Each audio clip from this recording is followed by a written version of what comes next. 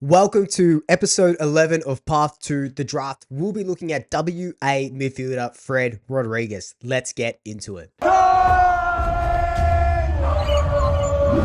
So you can see a little bit of a theme here. We're talking about midfielders, especially inside mids that we're sort of chasing. And we've been linked with Fred Rodriguez in quite a number of phantom mock drafts. So you can see that we might be able to take him with our second pick. The first pick's obviously getting burnt on Zach McCarthy when he gets bid on a little bit earlier.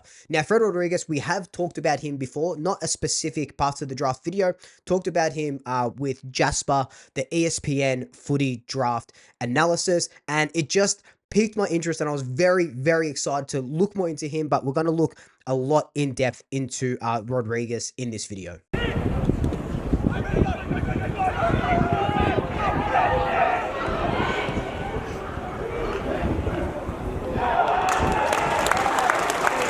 Rodriguez is one of WA's most hype footy prospects, and he was touted to go very early, but has since dropped the ranks a little bit. But that's not to say that he is not a fantastic player and someone you can really inject straight away into your midfield. Have a look at this for a resume, right? In 2025, he captained WA's under-18 side, won an All-Australian selection, was named the WA MVP for the Black Swans. He also had a taste of senior footy, earning a waffle debut in round one. So has been there with the senior guys, played in a senior reserves game as well. So his resume and his pedigree speaks for himself, has a lot of leadership qualities, and he's just that sort of kid that if you can put your mind to it, you can absolutely go. And we really saw the best of Rodriguez in 2025.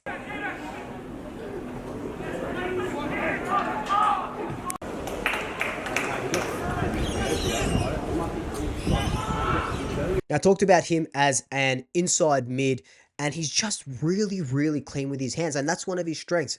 Clean hands, consistency with the ball as well, strong contested work. And he just has this sort of like Iron Man vibe to him. Not Iron Man from Marvel. That would be absolutely cool if he had, boosters coming out of his hands or stuff like that. Iron Man in the sense that he just keeps on going and going and going, and just will take a team on the back on his back and just push through. Out of 19 Colts games that he played over the 24 and 25 period, he was held up to under 20 touches only 3 times. He averaged 25 disposals, nearly 6 tackles a game, and a goal a game at Colts level in 2025, and roughly 18 disposals and 5 tackles per game when he led WA in the under-18 championships. He hits packs hard and loves a tackle, and it just shows that he's not only an offensive beast when it comes to winning his own footy and using it, but he's a defensive beast as well, and exactly what you want from an inside mid.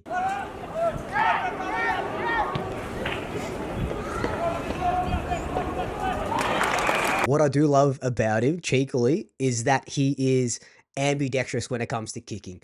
I think that's a very niche trait that sometimes goes under the radar. If you can kick left foot and right foot, holy moly, you're going to go very, very far. And it's something that we don't really have at the Pies too much. We've got a couple of players that can do it, but this guy can do it well.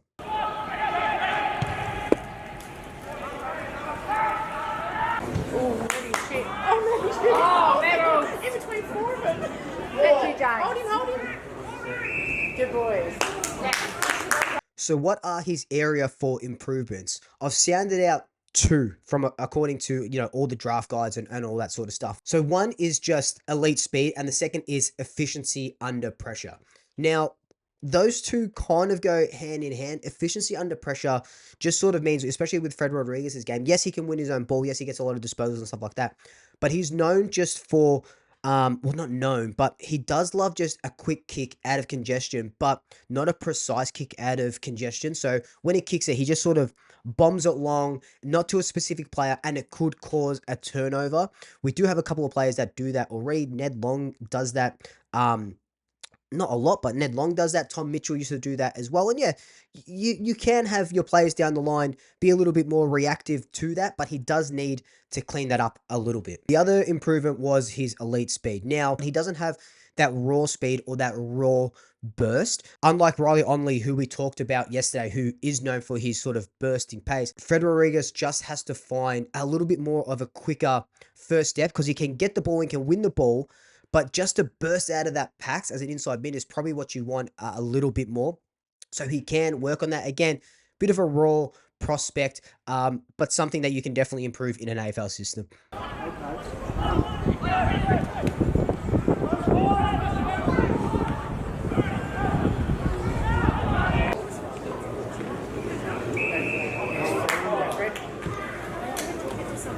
A big part of Fred Rodriguez's game is his leadership. We talked about it a little bit earlier. Captained the Colts side in 2024 and 2025, and then he captained the WA state team in the under-18s championships.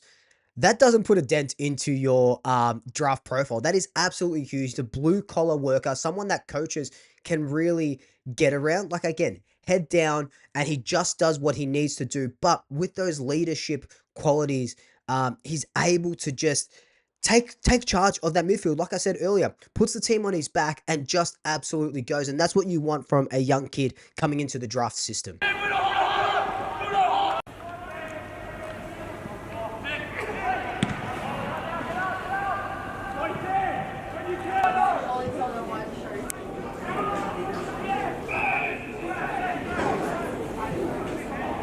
So like Riley Onley yesterday, Fred Rodriguez is looked to go between 30 and 45. A lot of draft or phantom drafts have Rodriguez coming to us with our second pick, like I mentioned earlier. So you can see that he is linked with Collingwood and we are looking for that inside mid. So don't be surprised if we do take Rodriguez with hopefully our second pick. I know I talked about Riley, and if we want to get him, if he's still on the board at 195 centimeters, Fred is definitely a little bit smaller, about Jordan De Goey's height, which is around 188 centimeters or so.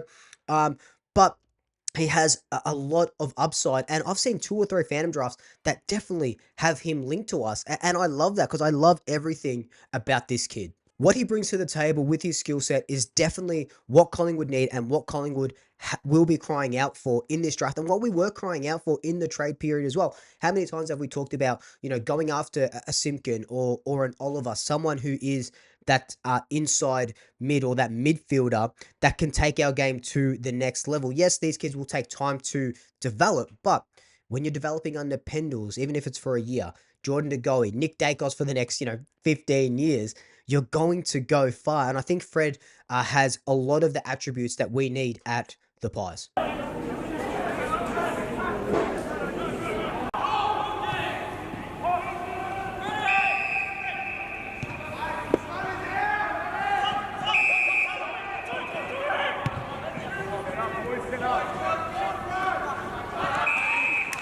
But I pass the question off to you. Is Fred Rodriguez the type of inside mid or just the type of midfielder that Collingwood need or that Collingwood want? Let me know your thoughts down below. But until then, like, comment, subscribe, tell your family, tell your friends, tell your pets. And until next time, double shackers. I'll swoop you later.